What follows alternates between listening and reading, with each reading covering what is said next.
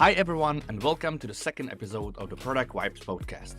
Today I'm joined by Zbyněk Novotný, talent acquisition lead at Betterstack and formerly at Productboard. We dive into how startups can hire great people, when it's time to bring in a hiring expert on the board, and tips to stand out in a competitive job market. Zbyněk also shared how AI is changing hiring, how stakeholders can help during interviews, and what founders should do to stay attractive to top candidates. I hope you enjoyed this episode and don't forget to subscribe so you never miss future stories and insights. Let's dive in. Hi Zbyněk, it's a great pleasure to have you here. Welcome in the podcast. Hey, Honza. Hey to all of our listeners. I'm super excited to be here and thanks so much for having me. Yeah, likewise. I love your energy. Every time I'm speaking with you, I felt it. It's going to be a great episode right now. So before we dive into the talent acquisition, I would love to hear more about your current company where you're working at, Betterstack. So can you a little bit just introduce what you're doing? Sure thing. So at Betterstack, we are building software for software engineers. There is already a lot of software in the world. But actually the thing is, there will be arguably only more and more of it, we believe. And so we are building a product for software engineering teams that helps them ship higher quality software faster. To be a bit more specific, we started with a monitoring tool. So basically, we built a tool that calls you when your website goes down originally. But then we also built other tools on top of, or if you want, besides the monitoring one. So we're also helping companies with logging and tracing, which means we call or notify the right person in the right moment on your engineering team. We communicate this to your customers. But we also give your engineers all the important, let's say, information that they need to solve the incident, the issue as fast as possible. Because the bigger company you have, the more every second matters when your website goes down. And just for the engineers who are listening to us, we are specifically gathering logs, metrics, and traces. So that's it in a nutshell. Okay, cool. And in Betterstack, you are working as a talent acquisition lead. And can you help us understand, or listeners understand, what your role is actually about and how is it different to other recruiting roles?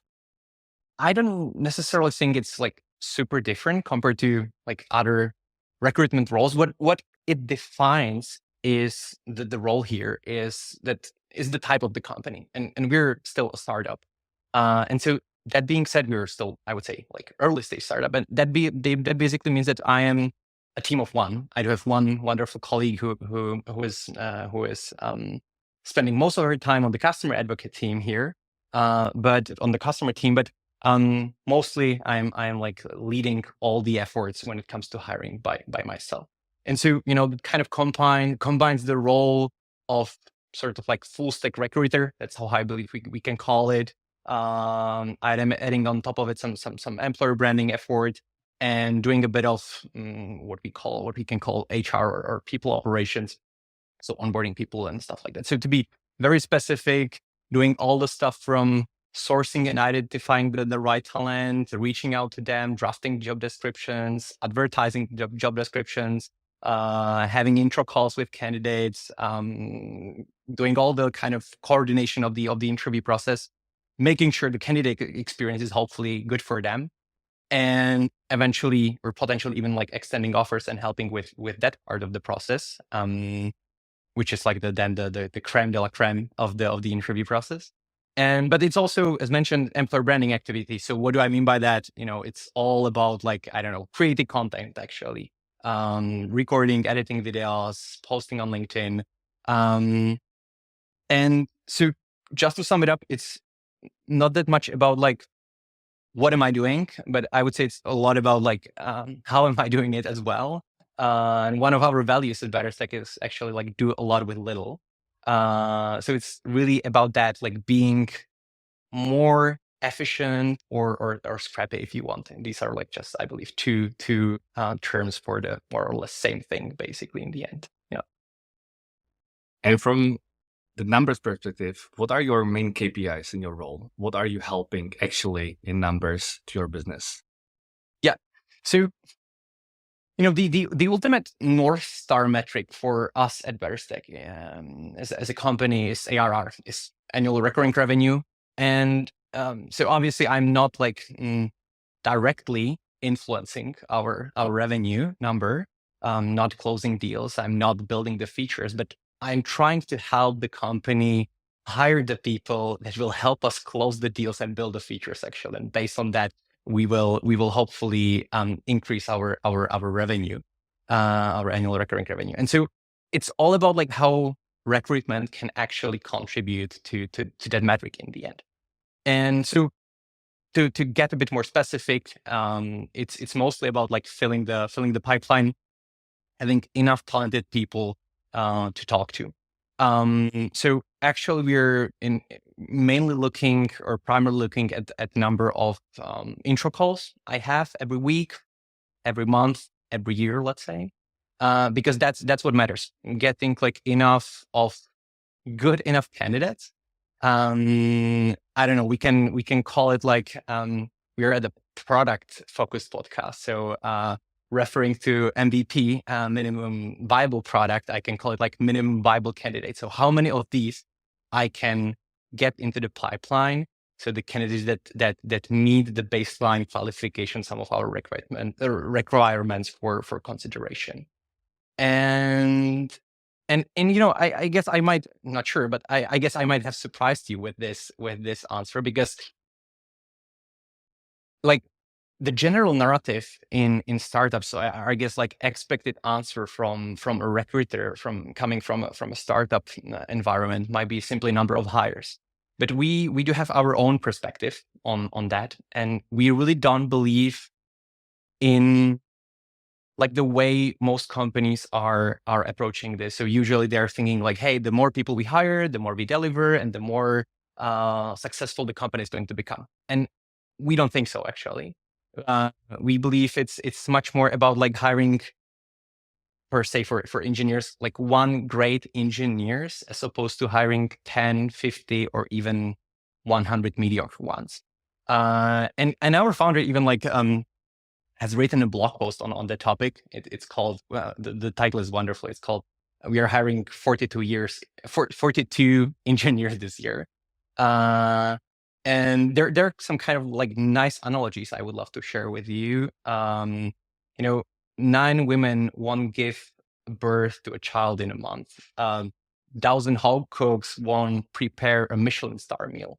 And 50 amateur chess players won't most likely beat Garry Kasparov. So we don't think about software engineers as commodity, let's say. And we really do believe that the best software builders are at least 100x more productive than the mediocre ones. Perfect. That's actually the question I wanted to ask you as a follow-up. How many engineers would you like to hire this year? And if I understand correctly, every single great one, basically. Exactly. Every single great one we can. That's the answer. Yeah, you got it right. Perfect. So imagine that I'm a CEO of a growing startup. What are the signs that I should be thinking about hiring someone like you? When should startup have its own talent acquisition lead or talent acquisition person, and not maybe outsourcing everything through the companies, such as hiring agencies, etc., etc. So can you elaborate on this? What are the signs that I should be thinking about someone like you? The ultimate validator for the fact if you should eventually consider hiring the first recruiter, talent acquisition person, professional, is really reaching the product market fit. That's the first condition. And eventually the second one is, I would love to add the end operator, and you want to scale the company. Because I can totally imagine you being an indie hacker, making 10K in ARR with your side project, pet project, good for you. You obviously reach the product market fit because people want your product and they're willing to pay for it on a recurring basis. But if you want to scale it actually and build a real company around that, and you know what you want to build, you have a roadmap, that's most likely the moment when you should consider hiring another, or the first person solely focusing on hiring. If we talk about like VC-backed startups, and we're not talking about like bootstrapping the business, it typically happens after Series A. That's usually where you have like kind of strong signs for your product market fit, and you're raising your Series A based on it, actually.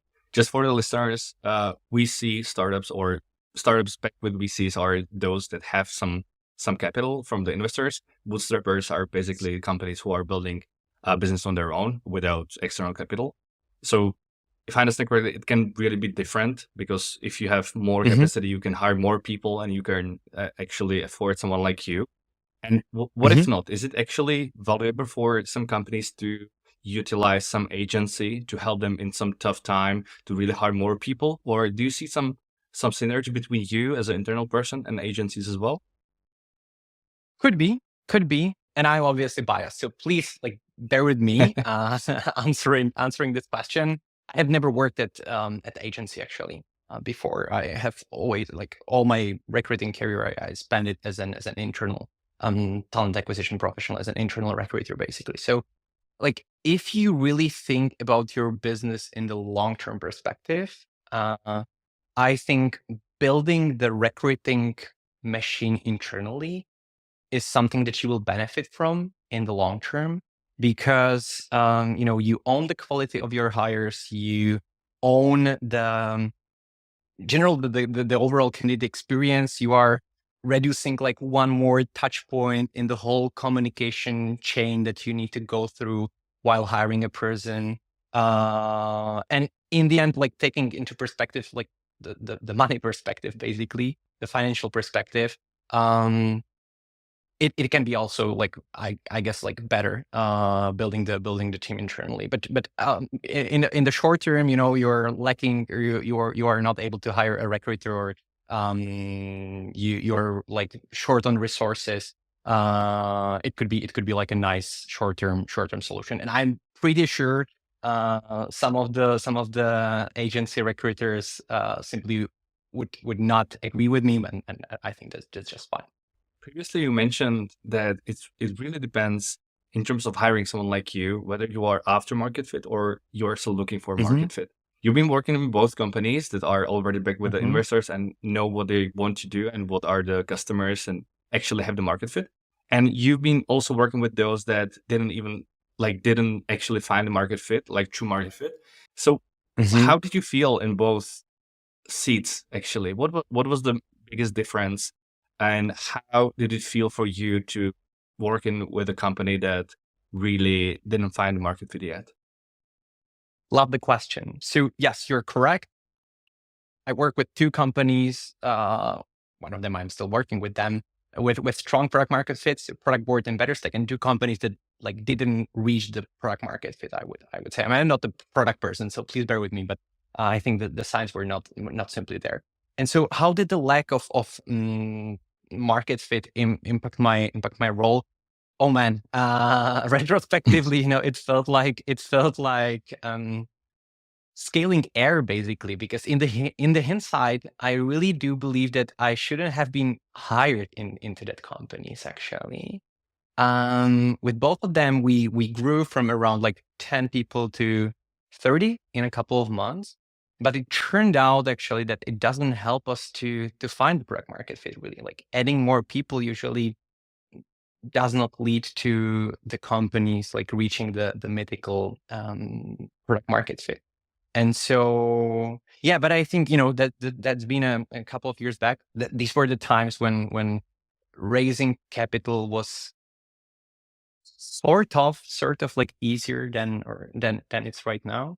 And it was just like different. And I think I learned this lesson the hard way, but it's just fine. It's just part of the process, I believe.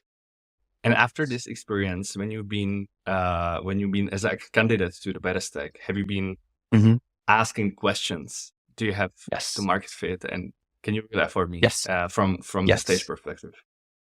Yes. And that's a great question, actually, because I believe people should be asking more of these questions while interviewing or while considering joining an early stage startup. And surprisingly, actually, I'm not getting that often questions like, what is your ARR actually?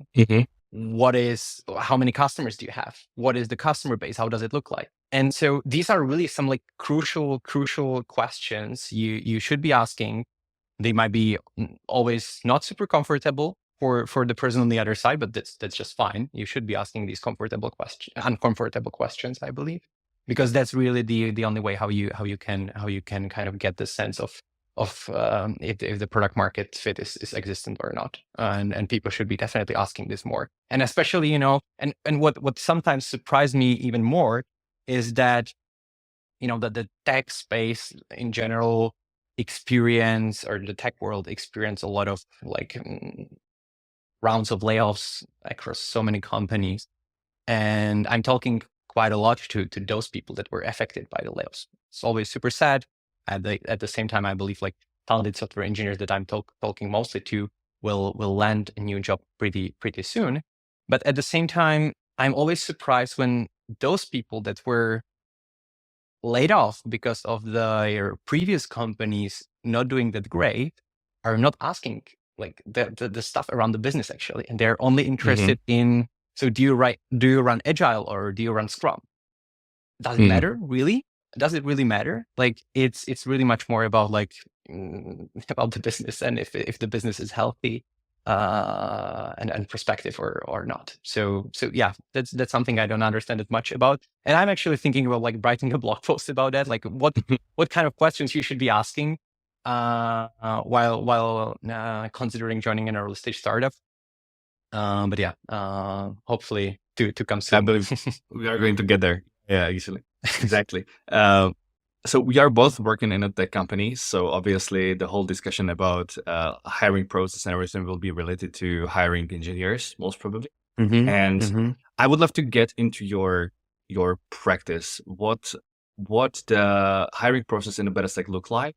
And before we dive into it, can you elaborate a little bit more on what are the characteristics you're looking for in every single candidate? So we need to see you care. That's like the number one thing I would say. There are a couple of more, which is more like about the skills eventually as well. So English, because we're an international company having the people all across the world basically, and you want to learn and build stuff. Like without that, you can't be, I guess, part of the early stage startup, because it feels like every 6 months you're having a different job.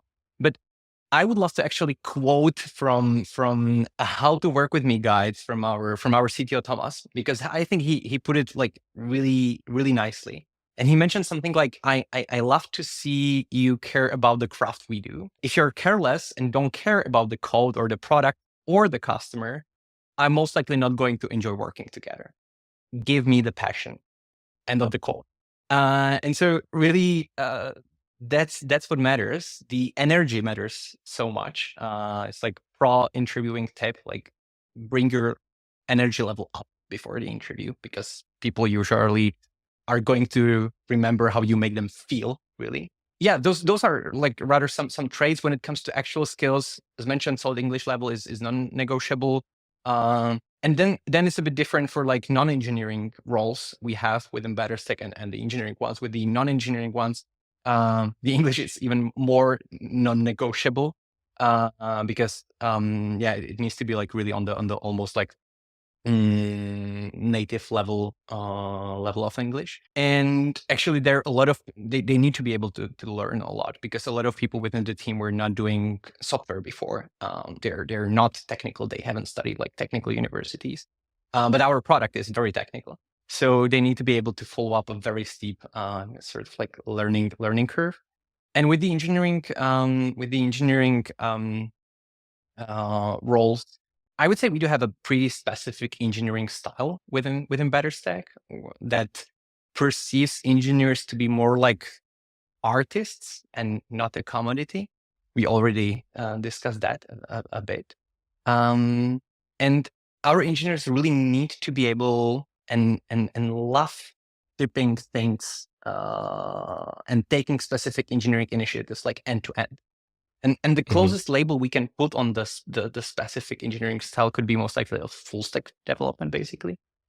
And we like to say, and it's mentioned in our job description for engineering roles as well, that we are looking for people that would be able, if given enough time, ship better stack on their own. So you love shipping things end to end. It might look like in a way that you come to the office in the morning, or you are working remotely. So you just open up your laptop, you need to add a new button into our product, let's say. So you're styling the button in the morning, you're adjusting the database schema at noon to make sure that the button reflects whatever needs to be done on the backend side of things, and deploying all of this to production in the afternoon. If this sounds like a perfect day for you, then we might be able to work together. This is really interesting because from my experience, it might differ in bigger companies because Bloomreach is a little bit more like major company in terms of headcount. And what I see as a trend is that we are looking for specialists. You don't have to be end-to-end or full stack engineer, but we are working with horizontal teams that are really specialized in front end and or some special language, etc., etc. So this is really interesting that in early stage, or you are not that early stage, but in smaller startups that are growing, it's easier to basically have software engineers that can really deliver and have the ownership of delivering end-to-end something that you're looking for. That's great. And I can imagine that you mentioned really interesting thing that you need to level up your energy when you're going into or passion when you're going to the interview. But for some people, especially for the technical guys, it's not really natural. Someone's are introverts, and it can get really hard.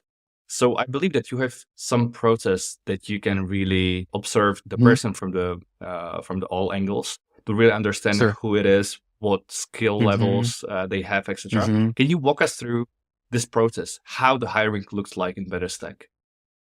Sure. Let's go through it. So it usually starts with an intro call with myself. I'm primarily focusing on the candidates getting to know BetterStack more. It's not really like an HR interview where I would be asking you about like, where do you see yourself in 5 years? Not a big fan of that question. So it's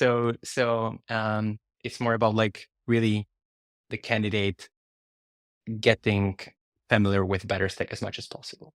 And then there are a couple more steps. So there is something what we call an async interview. We're big async work kind of style, async work to style fans here. So we say async first, no BS meeting. So it kind of like follows up this kind of value we live here. It's basically a coding challenge for like usually 30 minutes. It shouldn't take more of the candidate's time. What is pretty cool, or what I perceive to be pretty cool, we made actually a custom-made web application for running these async interviews. The first version has been developed by our founder Juraj. So if it doesn't work, the ownership is always pretty clear. So that's it. And if this goes well, then there is a first technical interview where you're talking with, or where you're diving deeper with one of our engineers into your specific engineering skills and experience. We call it actually like a rapid technical interview. The format is a bit specific. In a pretty short period of time, you go through like several engineering topics. And then there is something what we call, then you're like, look, we can talk to you most likely for hours about software engineering, right? It's obvious. But to be honest, given the specific engineering style we have, it doesn't matter that much to us that we can talk about software engineering. What matters much more actually is observing your real life approach to building a piece of software. And so how do we approach this? We eventually asked you to work on something that we call a paid test project. The paid word, I consider that one to be pretty important. We're more than happy to pay the candidates for the time they're going to dedicate to it, or compensate for their time.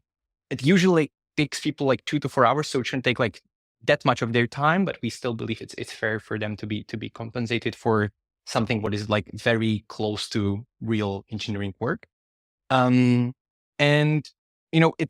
it's pretty short period of time for building a piece of software, right? But it still tells us a bit more about like, how do you structure the code?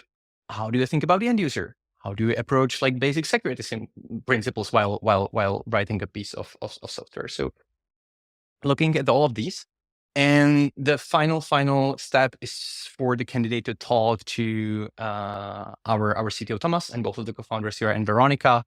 All three of them are still like very much involved in bringing more people on board, and they simply want to get to know you better. Don't think that these are only some kind of like culture fit kind of interviews. All of them are still like pretty technical. The culture fit kind of assessment evaluation is happening somewhere in the background. But yeah, that's basically it. Mhm. And when it comes to, I really like that you have the approach of rapid call or really coding challenge, because you can observe the person whether they have really the skill.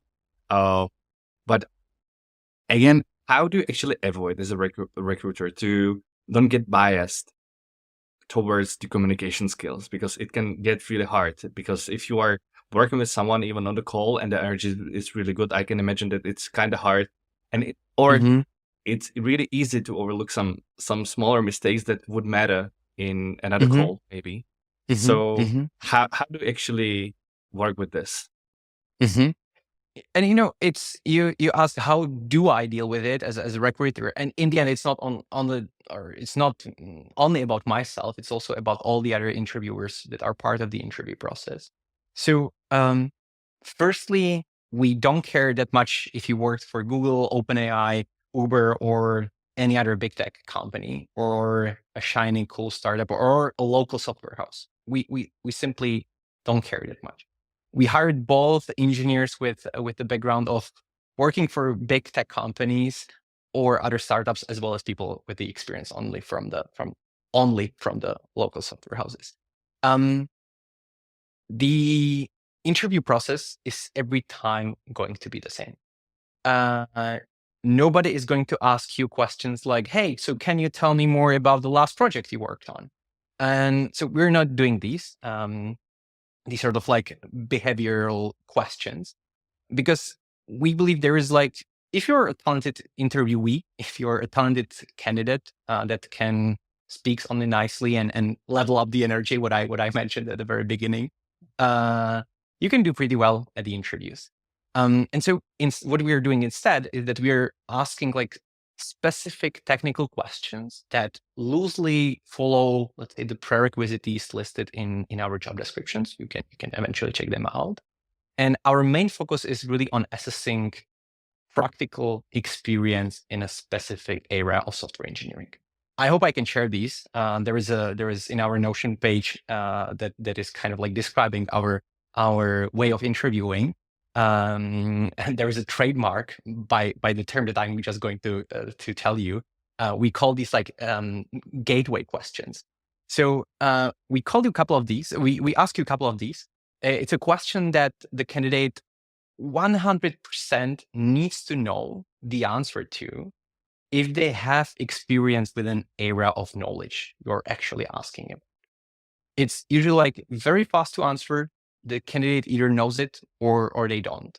And let's give it like a specific example. Let's say you want to find out if a candidate optimized a database in the past or not. And so, you ask them like, so what kind of databases you worked with in the past? And they mention a couple of them.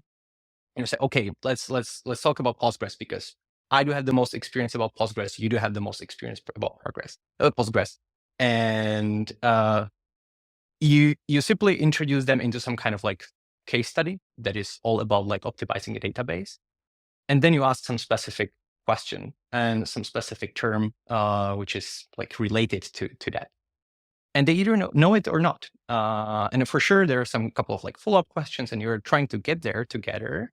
But it becomes pretty obvious if they have optimized the database or not in the past.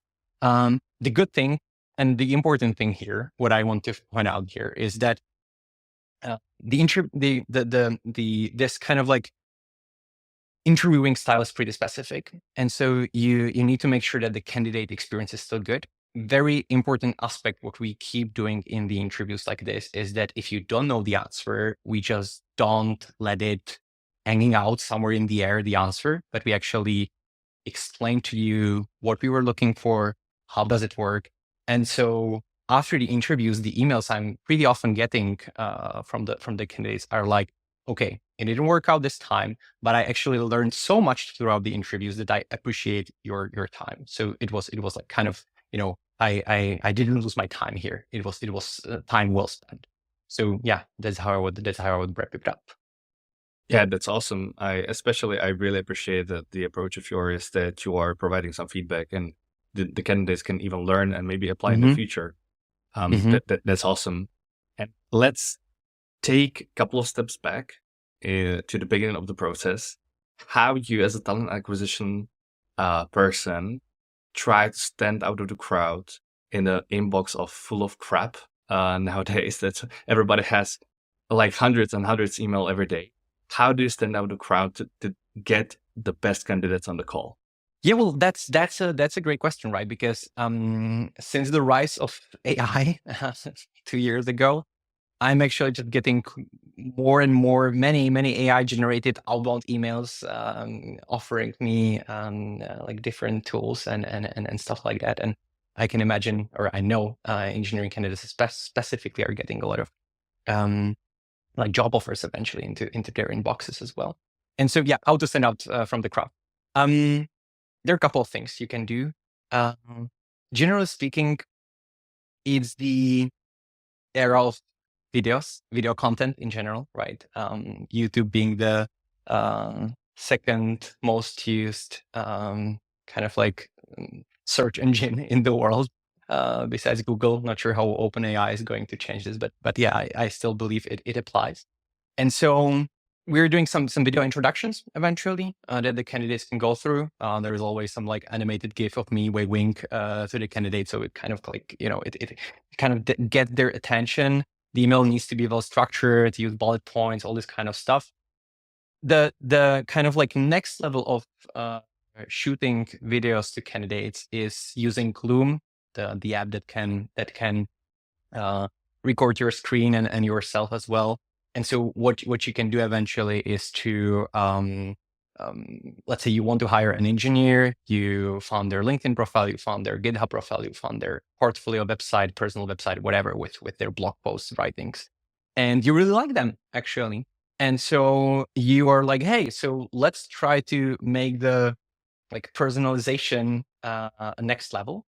And so I like to record like short Loom videos to the candidates or to the prospects, reaching out to them, explaining them why do I like their profile and why do I believe they might be a great fit for BetterStack. So that can do wonders. Sometimes it might be good to actually just in the digital era to go back to offline. And so sometimes we're like sending postcards, for example, or we did a postcard campaign to where we tried to reach candidates or potential candidates. So, handwritten postcards, the candidates receiving them throughout summer is the postcard season. So let's do this. So handwritten notes, handwritten letters is a great way to stand out from the crowd.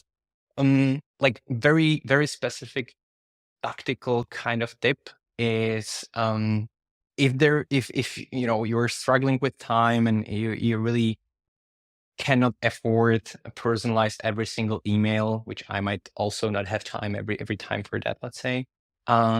What makes it feel like sort of personalized is that you make it time specific. So let's say New Year is coming or weekend is coming, whatever. Mention that in the email. So, and you can mention something like, hey, not sure if you're a fan of New Year's resolution, but I guess one of the resolutions for you might be changing a job. So here I am and offering you a job eventually. So this could be pretty nice. Or if I'm reaching out to candidates in a specific location, I always tend to check the weather in the specific location.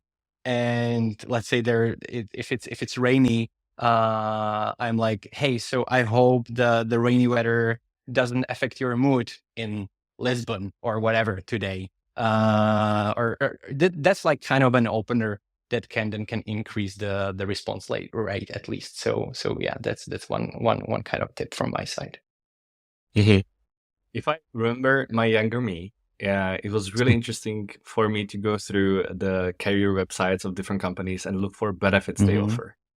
Do you see this still as something that attract more senior people, maybe? Mhm. We don't do it actually. We are like, hey, you're a software engineer, so most likely you're being well paid, and so we don't share what kind of benefits we provide. Actually, I don't think that is and that should be the first sort of like criteria or aspect that people joining an early stage startup should be considering. Uh, you know, being well paid for sure. Hopefully, eventually getting some equity. That's fair if you're joining an early stage startup and you want to play the long term game with the company and you trust in the company. But other than that, all the other things are nice. Just like nice to have. That's how I would call it. And so that's also sometimes what I'm like kind of like I get it that it's like part of the people mindset. So I'm getting salary and then I'm getting some benefits on top of it. But if people that are applying to early stage startup and they have been just laid off are asking me about benefits and not about our ARR, I'm like, what the fuck? It's not like the important thing, right? So yeah, and this might be too rude or this might be too opinionated, but yeah, I think it is what it is. Yeah. I can just confirm, because older and older I am, I prefer get paid on time every month, work for some value, that I really see that we are delivering the value for some purpose of the company, and work with great people. And basically, I don't need any foosball or table tennis or anything like that. And maybe more free time, maybe like fifth week of vacation in Europe. That's great. But yeah, definitely agree. That's fair. Let's get a little bit forward to the end of the negotiation. I would love to ask you about how do you deal with offers and the negotiation. So have you experienced some, and of course you did, that you offered some offer, actually the amount of money, and the other side didn't really want to work for the amount of money, and how are you trying to negotiate those kind of situations? Sure, that happens. I think it's really about like understanding what drives the people and trying to sell on that. So I'm usually at the very first intro call asking people like, hey, so let's just imagine a situation that you would go through several interview processes with a couple of companies. And in the end, you might end up like having 2 and more offers on your table. In the end, you are an experienced software engineer. So, it's very likely to happen. It's kind of a nice problem to have, but what would make you decide actually? What would influence the most your final decision? And so, in other words, what I'm trying to out there is like what is important for them. And then we are trying to resell on that throughout the interview process, actually, not only at the very end. Competing with companies like, I don't know, Palantir for better stack that most likely is not an option, or like really some like crazy well-paying companies. Like it could be, but again, if it's about like the impact you can have here and still being paid well, but maybe not like start with astronomical kind of compensation. So understanding what drives people and try to sell them on that. And then you can do all the little things that usually big companies cannot do, or they cannot process it somehow. We love to eventually send some kind of like nice gift package to candidates with our swag and a couple of our favorite books and stuff like that. And really like bringing the human touch into the interview process, writing a handwritten note as I mentioned. Sometimes it works, sometimes it doesn't, but what you can be definitely sure about is that it's going to elevate the relationship very, very much. And even if it doesn't work out at that time, the people are going to remember you. The people are going to refer their friends to the company. And so it pays out again in the long term. One more thing what you can do is definitely like invest your time, right? So I am really sort of like privileged recruiter in one aspect. And that's the fact that both of our co-founders here and Veronica are great in closing candidates, I believe.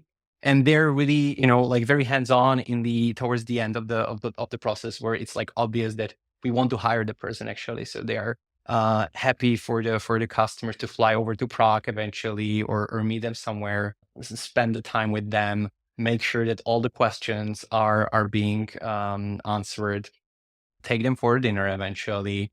That helps a lot as well, for sure. One thing what we were doing back at Productboard, hiring for some like really senior executives kind of roles, is taking not only the candidate for a dinner, but eventually like their family or their wife or husband, because those are the decision makers, right? As well, because if the people are senior enough, they're most likely comfortable somewhere, and so like influencing all the other stakeholders, if we can say so, in the decision making process is definitely or can play a role in that process. That's really interesting. I haven't been invited anywhere yet, but let's see in the future.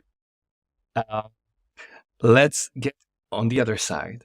What, as a recruiter, would you recommend to avoid at all time? What are not really the best practices you would like to get rid of? So taking first the obvious ones, don't lie, don't be arrogant, come prepared. Come prepared, I mean, do your research, do your homework, simply. Come with your questions. Thinking about some of the hires we made at BetterStack, I still do remember the intro coffee chats or the intro calls.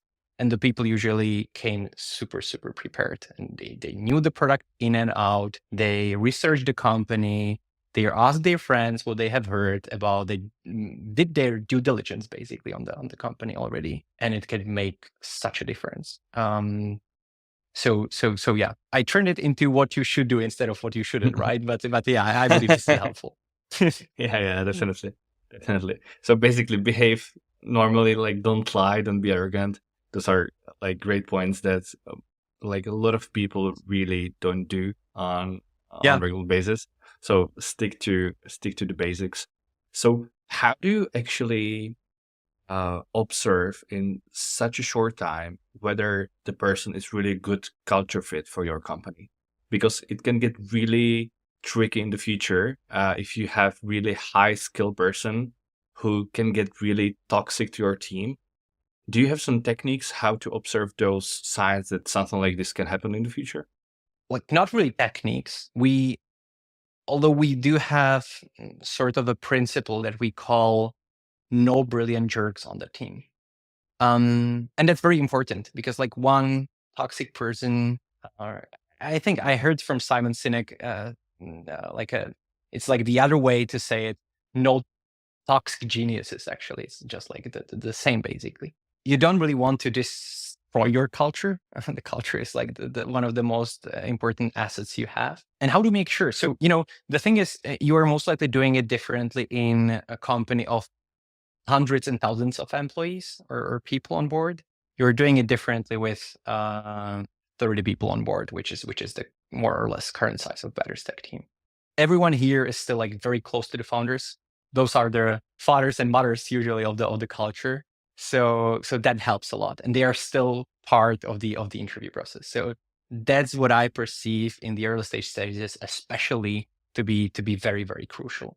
For instance, at Productboard, going back in time, Hubert Palan, the CEO and co-founder of Productboard, he was interviewing all the people, and it doesn't matter if it was VP of sales or, let's say, a receptionist to our Prague office or whatever the role is, really, until like somewhere between around Series B, which means we were like around 120 people. And the only thing that stopped him in the end was basically the time difference, because he was based back then in San Francisco.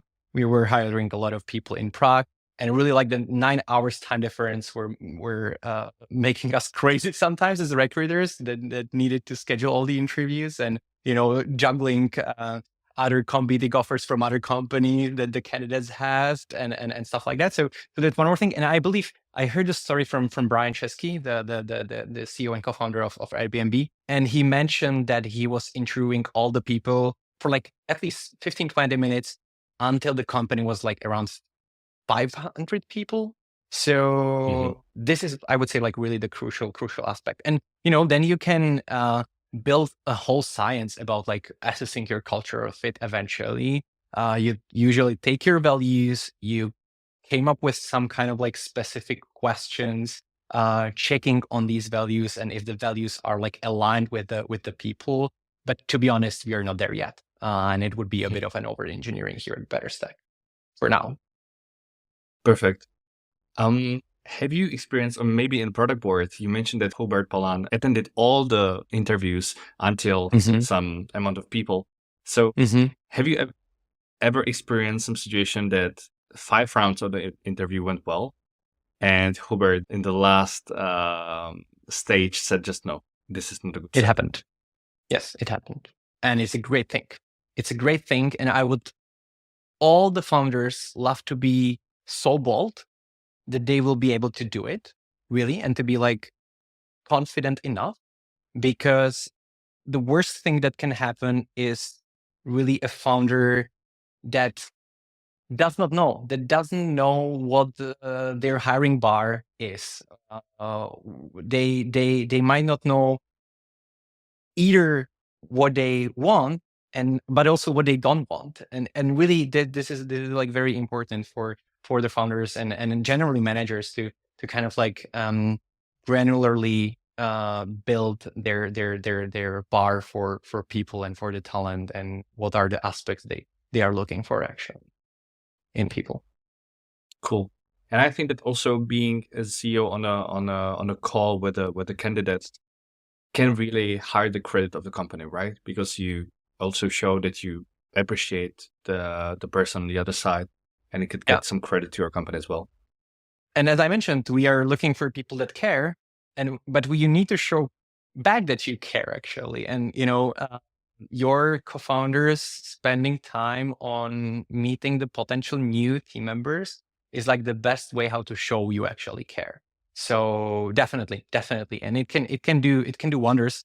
I know you asked me in one of the previous questions, like how do we make sure that we close the candidate actually, that they accept the offer. Like the founder being part of the process, it's like a big differentiator eventually. I do remember me having the intro calls back at Productboard with some people, like the intro offer call. I told them basically the same stuff that later on the founder said, but just like the authority of the founder helped us to close the candidate in the end. So really, you don't need to say something specific as or special as co-founder, but like just having the title and having the authority that the title gives you, and people like feeling that they are being taken care of well, really matters.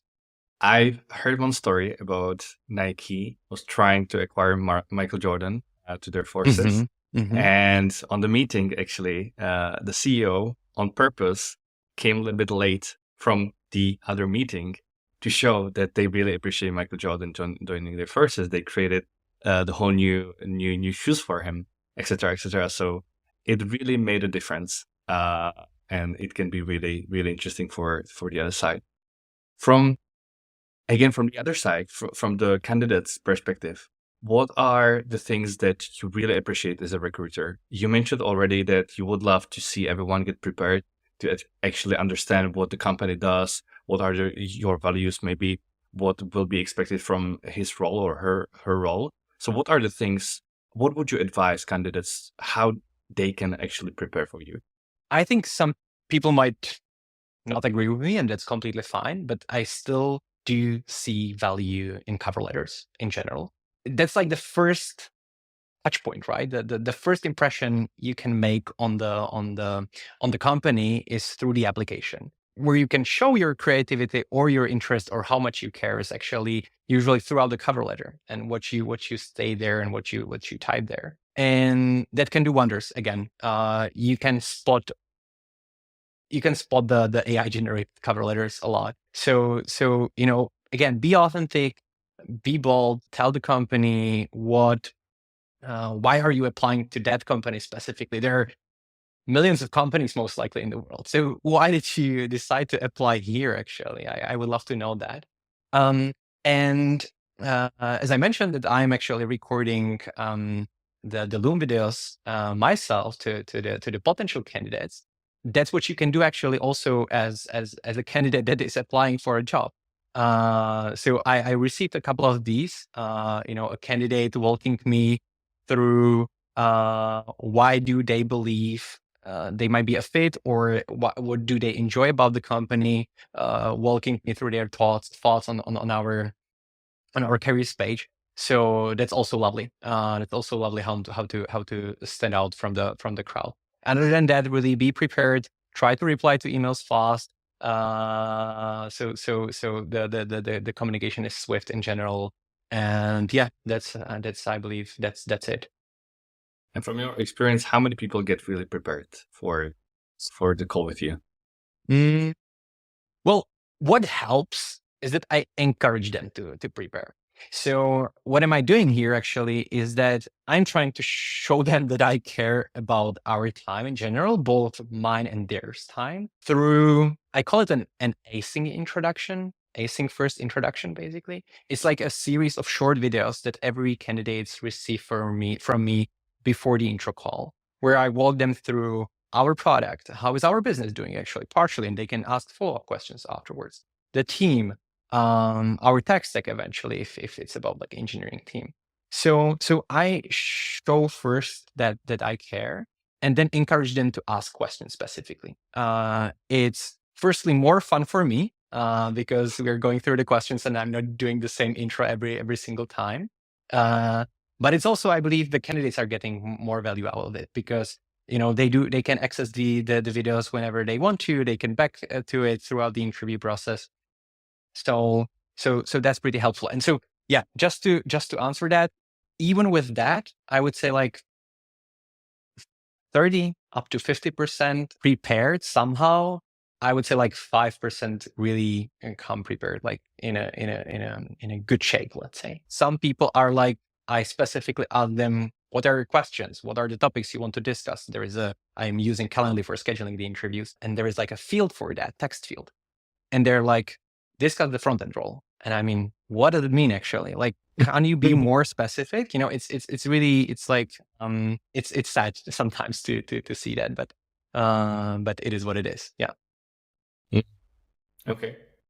I would love to get way to a little bit different topic, which is your collaboration with your stakeholders, and not in terms of inviting them to the candidates calls, but more about negotiating. So what is the plan for the next year? I know that you don't like it, but how many people do we need to hire to really get somewhere in terms of our strategy or our plans? So what is your day-to-day collaboration with Juraj or Veronica? Well, day-to-day collaboration, I don't want to say it's not existent. It is existent, but we don't really collaborate like very closely on a daily basis, So I'm having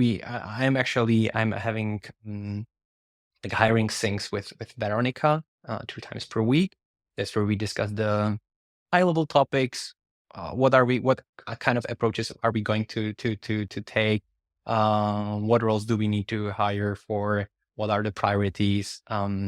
And discussing eventually like specific candidates, how the offers negotiations are going and stuff like that. And then it's more like about not regular kind of cooperation. So whenever we need to change something, whenever we need to onboard a new interviewer and stuff like that, that's where we are usually cooperating. Juraj is a great help in terms of like him producing some content. So he's writing his own blog, which is super helpful, makes the company like more like it gives some credit to us, let's say, and shows the candidates again that we care and how we work actually and stuff like that. So that's very helpful. And both Juraj and Veronica are like eventually sometimes invited to some podcasts and doing interviews. I mean with journalists. So that helps a lot as well. Eventually speaking at conferences. So that's also like, you cannot underestimate the impact it has, especially in the long term. When you're kind of a company that is going to be hiring, you need to work continuously on building your employer brand. So the hiring and recruiting eventually becomes easier and easier because more people know you. And so it kind of like is a snowball effect. So that's where they are helping a lot as well. What would you advise CEOs to really build the skills to lead their team better and to be even like attractive for the potential candidates to really join the company? You mentioned that going to speak somewhere, maybe talking to the podcast. What are the other things that CEOs should be doing to either lead or be attractive for the others? This might be actually an advice for like aspiring future founders, but really try to build your network as early as possible in your career and try to work on it like continuously. Again, it's a kind of a snowball effect, and you want the early stage kind of early team to be hired mostly out of your network. You want to know the people before you are working with them actually, and don't want to spend time on unnecessary conflicts and just aligning your work styles and working styles and stuff like that. So that's one thing, but that goes and follows up for like founders as they still progresses with the progress with the company. And then I would say be bold and make sure that like your personality reflects the company, and that they're not just like copy pasting what they read about Netflix or Amazon in a book. You can get inspired by that, and I believe that's very important. Like both Ira and Veronica are such a nerds, and I love them for that. Actually, it makes it much easier because they got inspired and they love to get inspired, but then they always try to put it into perspective of BetterStack and our stage and all this kind of stuff, which is super important. And yeah, ask for feedback. Put your ego on the side and really ask your team members about like what should be the company doing differently. Veronica keeps asking me this question every 2 weeks, actually. And like they're really asking us the questions like, hey, if you would be the CEO, really, you would be in charge, what you would do differently. Again, that makes wonders. That helps a lot. So I would say that's it. And I mentioned that before, but I want to stretch it out one more time. Interviewing is a skill as any other. Start building it. Start building your sense for like the hiring bar. What is the bar for the people you want to bring on board into your current or future startup or venture or whatever? Yeah. Perfect. Thank you. Because we are getting till the end, slowly, but we are getting there. My last question would be, if we have some young listeners who maybe want to get into the HR and become talent acquisition lead in some exciting startups, what makes you really excited about your job? What do you love about your job, and what would you love everyone else enjoy as well? It might sound as a cliche, and I don't like it like that. People are like, hey, I love HR because I love to communicate with people. If you love to communicate with people, like be a social worker or a psychotherapist or a nurse eventually. There still needs to be the business perspective put into place because in the end we are doing business here. But you really, at least in my role, what I really enjoy is that I'm talking to so many like smart people every single day, usually software engineers all across Europe, at least for now.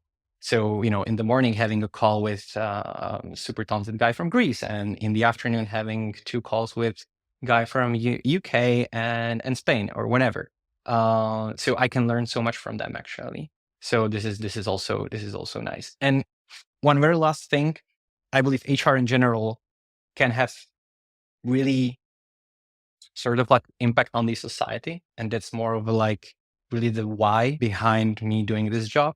Because if you build companies with healthy culture, with like good kind of environment where people will be like satisfied and will kind of have this sense of fulfillment, they will most likely return back to their homes as good parents, good mothers, fathers, grandparents eventually. And so that's how you can make the impact eventually in the end. So really, I do believe in like the power of changing society through building good quality companies with nice cultures where people respect each other.